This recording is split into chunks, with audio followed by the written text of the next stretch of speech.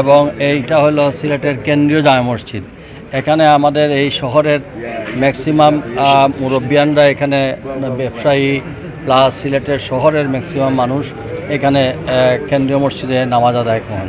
আর আমরা এখানে আসছি, আমি আপনারা জানেন মরহুম এম সাইফুর রহমান সাহেব তার মৃত্যুর আগের দিন পর্যন্ত এখানে সবার কাছ থেকে দোয়া নিয়েছিলেন, পরের দিন তিনি ইন্তেকাল করেছেন।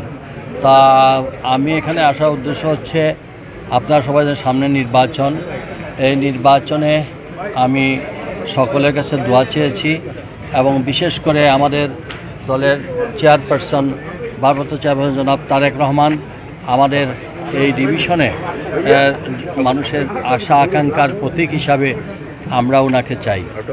উনি যদি আসেন ইনশাআল্লাহ আমার নগরবাসী নগরবাসী তথা আমরা সিলেট বিভাগের মানুষ অত্যন্ত আনন্দিত হব। আর উনি কোনোভাবে কোনো কারণে যদি আসতে না পারেন তাহলে আমি সবার কাছে দোয়া চাইছি, আমি ইজাজত নিয়েছি যে আমি কার্যক্রম শুরু করব কিনা। আমাকে আমার এলাকার মুসল্লিয়ান এই শহরের মুরব্বিয়ানরা আমাকে ইজাজত দিয়েছেন এখানে, তো আমি এইখানের জন্য তো আমি কিন্তু দাবি হচ্ছে আমার সিলেট 1 আসনে আমার নেতা জনাব তারেক রহমান সাহেবকে আমার বিভাগের উন্নয়নের জন্য, আমার এই সিলেটের উন্নয়নের জন্য আমরা সবাই স্যাক্রিফাইস করব, তিনি আমাদের মধ্যে আসেন।